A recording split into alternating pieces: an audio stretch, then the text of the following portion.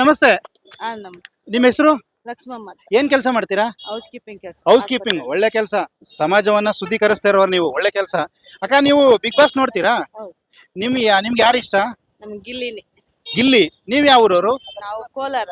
ಕೋಲಾರದವರಾಗಿದ್ದು ಮಂಡ್ಯದ ಗಿಲ್ಲಿ ಇಷ್ಟ ನಿಮ್ಗೆ?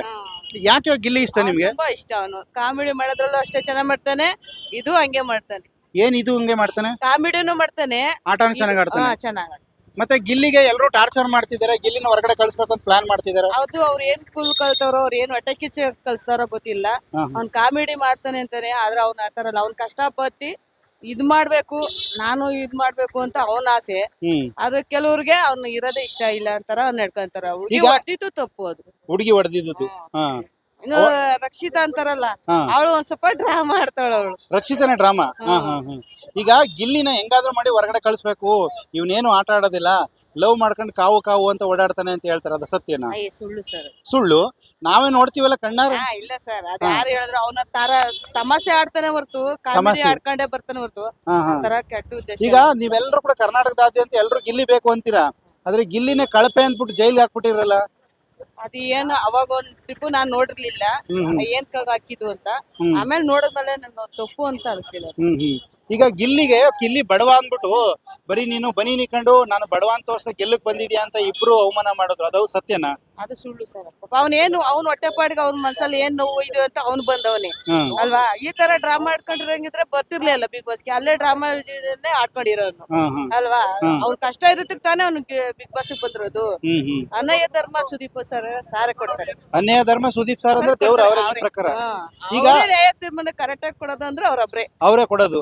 ಮತ್ತೆ ಜೊತೆಗೆ ಇಲ್ಲಿ ಬರೀ ಕುರಿ ಮೇಯಿಸ್ಕೊಂಡು ನಾಟಕ ಆಡ್ತಾನೆ, ಕುರಿ ಮೇಯಿಸೋನು ಅಂತೆಲ್ಲ ಕೇವಲ ಕೆಟ್ಟ ಉದ್ದೇಶ ಇರೋ, ಕೆಟ್ಟ ಮನ್ಸಿರೋರ್ಗೆ ಕೆಟ್ಟ ಉದ್ದೇಶನೇ ಕಾಣಿಸುತ್ತೆ ಸರ್ ಅಲ್ವಾ.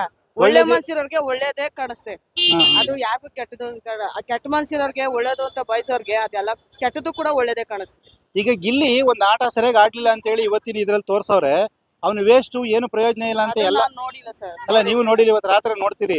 ನೋಡ್ತೀನಿ, ನೋಡ್ಬಿಟ್ಟು ಹೇಳ್ತೀನಿ. ಗಿಲ್ಲಿ ಎಲ್ಲಾರ್ಗು ಟಕ್ಕರ್ ಕೊಟ್ಟು ಗೆದ್ಕೊ ಬರ್ತಾರ ಅಥವಾ ಏನಾದ್ರು ಸೋತೋಗ್ಬಿಡ್ತಾನ? ಅಲ್ಲಿರೋರೆ ಏನನ್ನ ಇದ್ ಮಾಡಿ ಪಿತೂರಿ ಮಾಡ್ಬಿಟ್ಟು ಕಳ್ಸಿದ್ರೆ ಅದ್ ಗೆಲ್ಲಕ್ಕಾಗಲ್ಲ. ಏನೋ ನಮ್ಮಂಗ ಅವನು ಬಂದವನೆ ಹೊಟ್ಟೆಪಾಡಿಗೆ, ಅವನು ನಮ್ ತರ ಅವನು ಮುಂದರಿಲಿ ಅಂತ ಅವ್ರ ಉದ್ದೇಶ ಇದ್ರೆ ಅವ್ನ್ ಗೆಲ್ಕೊಂಡ್ ಬರ್ತಾನೆ, ಗೆಲ್ತಾನೆ. ಅವು ಫುಲ್ ಹೊಟ್ಟೆ ಕಿಚ್ಚಿರೋರು ಇದ್ರೆ ಓಡಿಸ್ಬೇಕು ಅಂತ ಕೆಲವರು ಕೆಟ್ಟ ಉದ್ದೇಶ ಇಟ್ಕೊಂಡು ಇಡ್ತಾರಲ್ಲ, ಅವರು ಓಡಿಸಿದ್ರೆ ನಾವ್ ಏನ್ ಮಾಡಕ್ಕಾಗಲ್ಲ. ಈಗ ಗಿಲ್ಲಿಗೆ ಹುಡುಗಿ ಹೊಡೆದಾಗ ಯಾರೊಬ್ರು ಕೂಡ ಹತ್ರ ಬರ್ಲಿಲ್ಲ. ನಮ್ಗೂ ಯೋಚಿಸ್ಬಿಟ್ಟು ಪಾಪ ಅನಿಸ್ತು. ಅವ್ನ್ ತಿರ್ಗಿಸ್ಕೊಂಡ್ ಹೊಡೆದ್ರೆ ಇವ್ರಿಗೂ ಅಲ್ಲ, ಗಿಲ್ಲಿಗೆ ಹೊಡೆದಾಗ ರಕ್ಷಿತಾ ಒಬ್ಳು ಬಿಟ್ರೆ ಇನ್ನು ಉಳಿದವರೆಲ್ಲ ದೂರದೆಲ್ಲ ನಿಂತ್ಕೊಂಡು ನೋಡ್ತಿದ್ರು.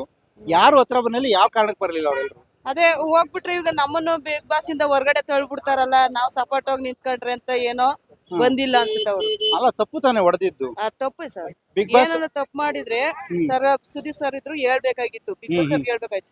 ಸಡನ್ ಆಗಿ ಹುಡುಗಿ ಹೊಟ್ಟಿದ್ದು ತಪ್ಪೇ. ಅದು ಅಹಂಕಾರದವಳು, ಹೊಡೆದವಳು. ಹೌದು ಸರ್. ಈಗ ನಿಮ್ಗೆ ಏನಾದ್ರು ಬಿಗ್ ಬಾಸ್ ಹೋಗೋ ಅವಕಾಶ ಸಿಕ್ಕರು ಹೋಗ್ತೀರಾ? ಸರ್ ನಮಗ್ ಕೆಲಸ ಐತೆ ಸರ್, ಕೆಲಸ ಇದೆಯಾ? ಸ್ಕೂಲ್ ವ್ಯಾನ್ ಸರ್ ಹೋಗೋದು. ಅಲ್ಲ, ಮಲ್ಲಮ್ಮನೆ ಹೋಗಳೆ. ನಿಮ್ಗೆ ಬಿಗ್ ಬಾಸ್ ಹೋದ್ರೆ 50 ಲಕ್ಷ ಗೆಲ್ಬಹುದು, ಸ್ಕೂಲ್ ವ್ಯಾನ್ ಓಡಿಸ್ತೀವಿ ಅಂತಿರಲ್ಲ ನೀವು.